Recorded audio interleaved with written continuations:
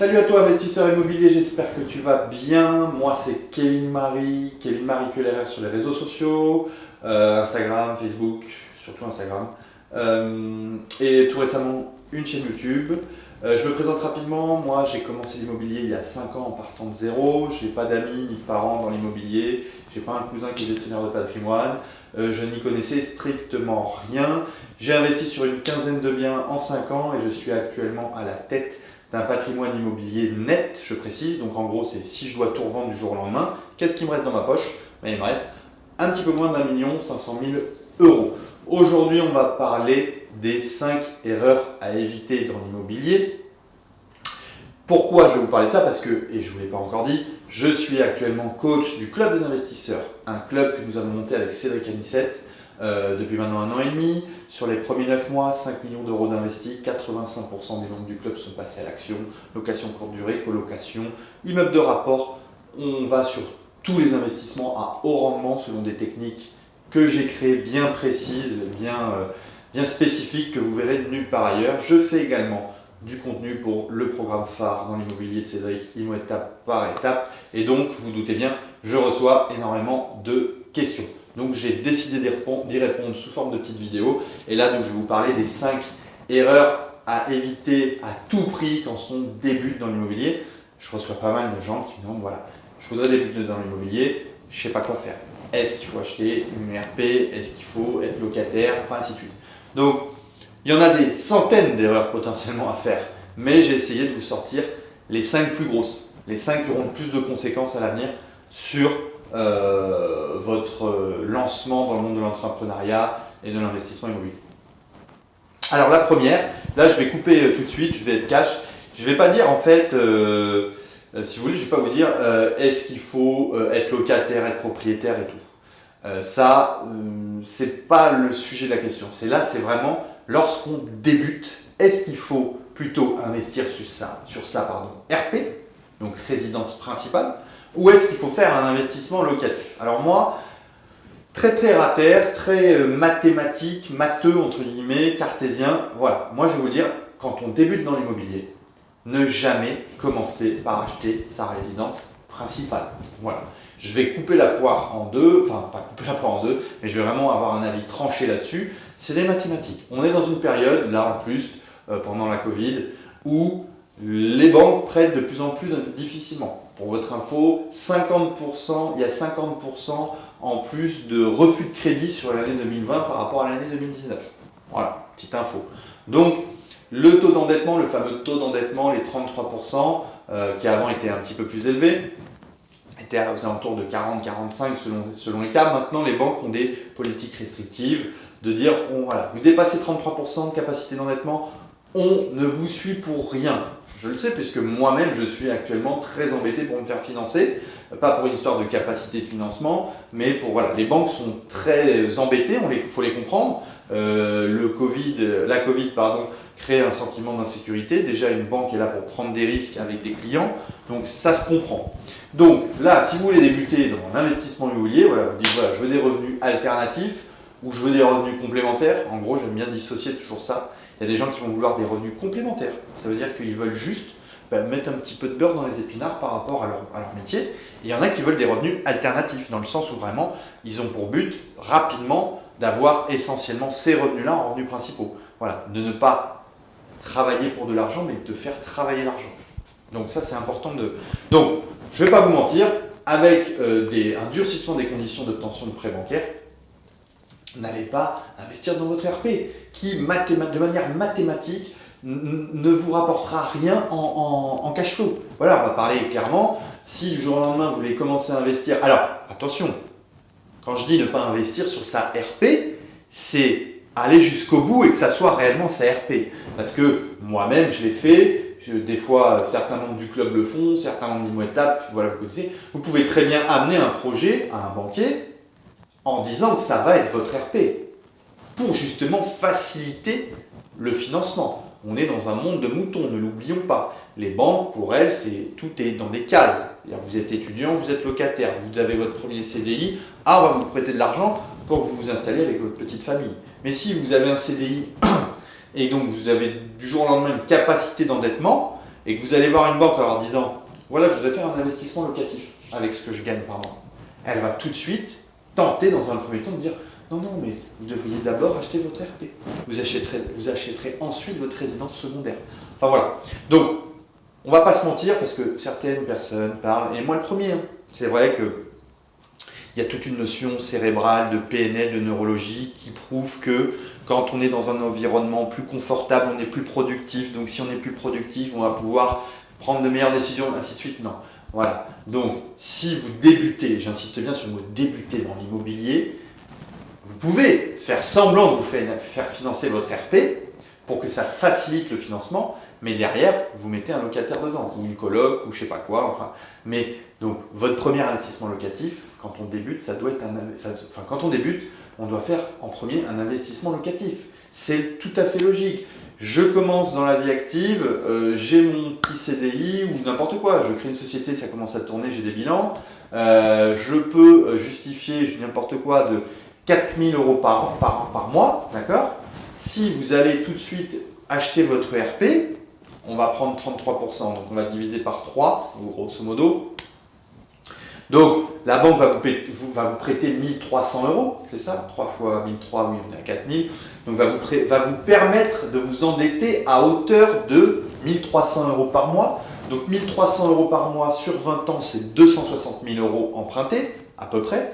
Vous voyez, quand on apprend les choses, quand on les répète, après tout est automatique. Moi, je suis capable de vous dire tout de suite, par rapport à une mensualité de crédit, quel est le montant du crédit, si c'est sur 25, si c'est sur 20, si c'est sur 15. Donc ça aussi, c'est l'importance de se former.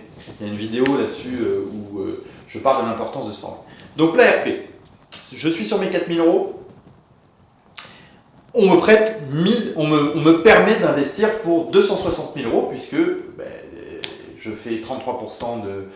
alors, attention, 4 000 € et j'ai aucun frais. C'est-à-dire que je n'ai pas de crédit auto, pas de crédit consommation, pas de dette, que ce soit. Voilà, pour ceux qui sont assez pointilleux, j'ai 4 000 €. Donc on me permet d'investir 260 000 €. 260 000 €, on va prendre l'exemple dans à peu près le prix moyen de l'immobilier en France. On est aux alentours de 3 000 €, on va dire. Si on fait une moyenne nationale, donc vous voyez, à 3 000 € du mètre, on vous prête 260 000 €. Donc ça vous fait 80-90 mètres carrés. Voilà. Donc, vous êtes d'accord que vous êtes content, vous avez votre RP et vous êtes à l'intérieur. Déjà, votre RP, elle va vous coûter en entretien, en taxe d'habitation, taxe foncière. Enfin, taxe d'habitation, elle va sauter, mais en taxe foncière, c'est un coût. Il ne faut pas croire que quand on a une résidence principale, on paye 0. Mais, donc, tous les mois, vous allez devoir sortir pour la banque, pour votre résidence principale, 1 300 € par mois. D'accord? Je ne vais pas vous mentir, si c'est 1 300 € par mois, vous les mettez sur un investissement à 260 000 €, d'accord? Je vous parlais, dans une de mes vidéos, je parle de la Rolls-Royce de l'investissement, de la colocation. Et je vous dis que sur la dernière colocation que j'ai faite, pour 210 000 € investis, je récupère 2 400 € par mois de revenus bruts. Voilà. Vous pouvez vous projeter, ça veut dire que vous pouvez, avec vos 1 300 € par mois de capacité d'endettement, voilà, aller sur un projet plus gros que ma coloc. Donc en gros, vous pouvez peut-être faire une coloc de 5 chambres au lieu de faire une coloc de 4 chambres, qui va vous rapporter peut-être 2600 ou 2800 € par mois pour une mensualité de crédit de 1 300. Donc vous comprenez bien que quand vous voulez débuter, alors après, attention, ça c'est vraiment, j'insiste, c'est quand on débute. Donc l'erreur à faire, l'erreur à ne pas faire quand on débute, c'est acheter sa RP. Par contre, qui dit ne pas acheter sa RP, ça ne veut pas dire que vous pouvez très bien proposer un projet en tant que RP. Et ça, j'ai des membres du club qui l'ont fait, je connais des gens qui le font, parce que c'est vrai que quand on parle RP à un banquier, il est plus à même de vous suivre. Donc vous pouvez très bien dire que c'est une RP, et derrière dire j'ai changé d'avis, je mets en location. Bon, c'est pas le sujet là.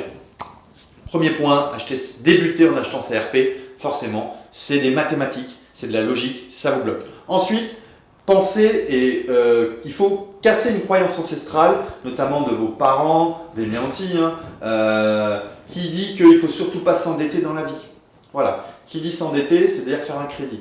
Et donc les gens, quand on débute, on se dit « Attends, mais moi j'ai pas envie de m'endetter trop, je vais prendre un crédit, mais le plus court possible. » Ben non, parce que si vous prenez un crédit le plus court possible, forcément vous allez avoir des mensualités de crédit qui vont être très élevées.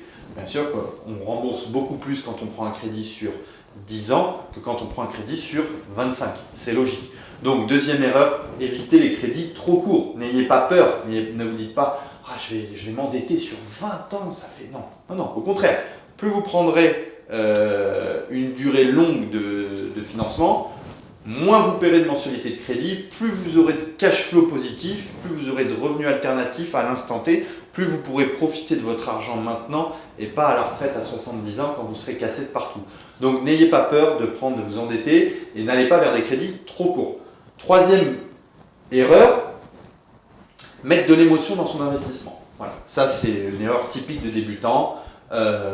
J'ai eu un coup de cœur. Voilà. Quand on fait de l'investissement, alors chacun a plus ou moins de facilité. Moi, par exemple, c'est assez facile pour moi de mettre des émotions de côté. Je ne suis pas très empathique comme personne. Je parle dans l'immobilier, parce qu'il y a de l'empathie immobilière, si vous voulez. Mais là, si vous voulez en savoir plus, je vous incite à me suivre sur Instagram, via ma page ou via la page du Club d'investisseurs. Donc, l'émotion dans un premier investissement, c'est très, très mauvais. Voilà. Il faut être très cartésien, très robotique. C'est ce que j'enseigne dans le Club des investisseurs. Il faut avoir des critères chiffrés à tous les niveaux.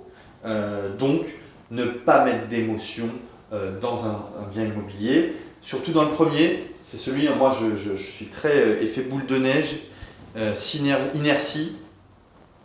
C'est votre premier investissement, c'est un peu comme quand vous rentrez dans une salle, quand vous étiez étudiant ou si vous l'êtes actuellement, vous rentrez dans un amphithéâtre et tout le monde vous regarde. Tout le monde va avoir une première impression sur vous. Vous voulez bien paraître. C'est la même chose. Le premier investissement, il ne faut pas se planter parce qu'après, on vous met dans des cases. Si vous ratez votre premier investissement parce que, à cause de l'émotion, vous l'avez acheté trop cher et donc que vous ne sortez pas un cash flow significatif, vous avez remarqué, je ne parle même pas de payer, de faire un effort mensuel pour payer un crédit. Moi, ça ne m'est jamais arrivé. Enfin, personnellement, je n'ai jamais fait d'investissement où le crédit me coûtait plus cher que mes revenus locatifs. Mais donc voilà, attention à l'émotion, ne pas mettre d'émotion dans son premier bien. C'est pour ça qu'il faut se former pour avoir des schémas neurologiques déjà bien ancrés. Vous êtes dans un bien, c'est tac, tac, tac, tac. Voilà. Là, j'ai tant de travaux, tout de suite estimer les travaux, le coût total, à combien je pourrais le louer. C'est du boulot, hein. C'est-à-dire qu'il faut apprendre toutes les valeurs locatives moyennes selon la typologie des biens. Il faut apprendre le prix, il faut connaître le prix au mètre carré du bien en question. Il faut s'y connaître beaucoup en travaux, savoir estimer un sol, une peinture, une reprise d'électricité, une salle de bain, ceci, cela. Tout ça, moi, je l'enseigne et je l'enseigne aux membres du club des investisseurs. Parce qu'au final, c'est la clé. C'est ce qui permet d'aller plus vite. Déjà de ne pas faire des erreurs et en plus d'aller plus vite par rapport à la confiance. Donc on a vu, pour débuter, j'insiste, parce que certains vont me dire en commentaire, oui mais la RP, non, ça se débat et tout. Pour débuter, pas de RP. Voilà, vous allez augmenter votre capacité, vous allez augmenter vos taux d'endettement pour rien récupérer derrière. Voyez. Crédit trop court, n'ayez pas peur, voilà, crédit trop court, n'écoutez pas les conseils de papy-mamie ou de papa-maman, s'endetter c'est bon, quand on fait du levier, effet de levier, la banque et dans l'immobilier, l'effet de levier il est monstrueux, en gros, pour ceux qui ne savent pas, l'effet de levier c'est très simple, c'est-à-dire si vous allez mettre sur un projet à 200 000 euros, vous allez mettre 10 000 euros d'apport, d'accord, et ces 10 000 euros d'apport vont vous permettre de lever 200 000 euros. L'effet de levier, c'est la différence entre les 200 000 et les 10 000. D'accord ? Donc vous avez un effet de levier x 20 si vous avez mis 10 000 euros d'apport sur un projet qui vous permet de mobiliser 200 000 euros pour que les termes soient clairs. Quatrième point, de ne pas déléguer. Quatrième erreur à éviter, il faut déléguer. Vous ne pouvez pas. Quand on débute, on se dit souvent que c'est moi qui vais faire les travaux, j'en ai pour un mois, j'irai après mon boulot, le soir, ceci, cela. Non. L'actif le plus important, c'est le temps. C'est vraiment le temps, puisque le temps, on ne peut pas l'acheter. Voilà, on vieillit tous, et à un moment, on ne sera plus là. Donc, déléguer un maximum, c'est-à-dire, prenez des artisans, prenez des comptables. Alors, peut-être dans un premier temps, mettre la main à la pâte sur des petites choses qui ne sont pas trop chronophages et qui vous permettent de faire quelques économies. Bien sûr, c'est du bon sens. Je ne vais pas vous dire, si vous avez juste un coup de peinture à mettre sur un pan de mur, prenez un artisan et prenez un architecte. Non, Mais quand vous vous lancez dans un investissement, s'il y a des travaux de seconde œuvre importants ou de grosses œuvres, n'allez pas prendre un tuto YouTube et vous dire je vais m'y mettre. Vous allez peut-être y arriver, mais ça va vous prendre beaucoup de temps, beaucoup plus de temps qu'un professionnel. Ça va vous prendre de l'énergie, ça va vous empêcher de vous former à côté ou d'aller sur un deuxième investissement. Enfin, voilà. Donc pensez à déléguer, on ne peut pas tout faire soi-même. Voilà. Moi je n'ai jamais planté un clou de ma vie. Voilà, ce n'est pas une fierté, mais je ne suis pas du tout bricoleur. Donc je n'ai jamais, même pour mon premier investissement, qui remonte il y a 5 ans, 6 ans maintenant, j'ai jamais mis la main à la pâte. Voilà. Moi je mets la main à la pâte au niveau intellectuel. Dernière erreur à éviter, acheter plusieurs biens en même temps. C'est une erreur que j'ai faite, je peux vous le dire. Si je devais le refaire, je ne le referais pas. Voilà. À un moment, quand j'ai enchaîné les investissements, parce que mon premier investissement me l'a permis, parce qu'il me rapportait énormément de cash flow par rapport à la somme engagée. C'était un petit studio en location courte durée qui avait coûté, je m'en souviens, 130 000 €. Il me rapportait plus de 3 000 € par mois en chiffre d'affaires. Et comme je faisais tout, je vous ai dit de ne pas déléguer. Déléguer, c'est-à-dire pas déléguer dans les travaux, voilà. Mais c'était de la location courte durée, donc à l'époque, pour commencer, moi, faire le ménage, c'est juste chronophage, mais si ça permet de faire des économies, en gros, il faut qu'à chaque fois vous ayez un plan. Et donc c'est ce premier investissement qui nous a permis avec ma compagne d'enchaîner les investissements. Mais donc à un moment on s'est retrouvé la tête sous l'eau, voilà, la tête sous l'eau, 3-4 chantiers à suivre en même temps, et donc on s'en est sorti, on a fait des erreurs, on a perdu des milliers d'euros aussi, justement parce qu'on a acheté plusieurs biens, alors qu'on n'avait pas trop de team, d'équipe autour de nous, donc on a été obligé de prendre un artisan en dernière minute pour un chantier qui était 30% plus cher. Il fallait qu'on le lance, il fallait qu'on mette en route, donc on ne pouvait pas se retourner, enfin voilà. Donc n'achetez pas plusieurs biens en même temps, un ou deux à la limite, ça dépend des types de biens aussi. Si vous me dites oui j'en ai fait que deux, mais c'est 2 immeubles de 2000 m², où il y en a pour 3 ans de travaux, et que c'est vous qui gérez tout, ça va être compliqué. Voilà. Donc un ou deux à la limite, mais pas plus de 2. Voilà. Moi c'est mon conseil en tout cas, parce que je l'ai fait, et si c'était à refaire, je ne le referai pas. Voilà, donc les 5 erreurs les plus importantes à éviter quand on débute, et j'insiste sur le côté du débutant. Acheter sa RP, forcément, non, puisqu'on augmente son taux d'endettement pour aucun revenu locatif. Prendre des crédits trop courts, logique. On a cette croyance ancestrale et on nous le rabâche au niveau des parents, des amis et tout. Oh, tu t'es endetté, dit-on, t'es endetté. Oui, non, mais c'est pas grave. Donc ne prenez pas des crédits trop courts, parce que qui dit crédit court dit mensualité élevée et donc cash flow moindre. Ne pas mettre d'émotion dans son premier investissement, c'est difficile, je vous le dis, pour certaines personnes, mais faites vraiment, à la limite, prenez un garde-fou, prenez quelqu'un avec vous qui à chaque fois vous tempère, c'est important. Déléguer. Quatrième erreur à éviter, c'est de ne pas déléguer, donc déléguer. Alors, il y a une notion de bon sens, hein. Encore une fois, si c'est planter un clou ou mettre 2-3 coups de peinture, bien sûr que, pas par principe en disant « Ah non, non, surtout pas, il ne faut pas que je délègue ». Non, si vous pouvez le faire, mais voilà, faut pas se surestimer. Moi, tous les gens qui ont commencé à faire eux-mêmes leurs travaux, des travaux importants, ils le regrettent. Et cinquième, erreur à éviter, acheter plusieurs biens en même temps quand on débute. Attention, quand on est déjà un minimum averti, pas de souci, et encore que multiplier 3, 4, 5, 6 en même temps, c'est très compliqué. Mais quand on débute, commencez par un. Vous voyez là en ce moment, il y a la nouvelle promo du club qui est rentrée au mois de juillet 2020, et j'ai une membre qui est parfaite, hein, qui se bouge, qui a des idées et tout. Récemment, elle était sur 2 biens en même temps, je lui ai dit, voilà, je suis désolé, un mal pour un bien, le monde quittera. Je ne sais pas si vous connaissez le lâcher prise. Voilà, le singe qui a une poignée de graines trop importante, donc il ne peut pas sortir sa main du trou, et il est obligé d'en lâcher pour sortir sa main. Et il n'en lâche pas, donc il se fait capturer.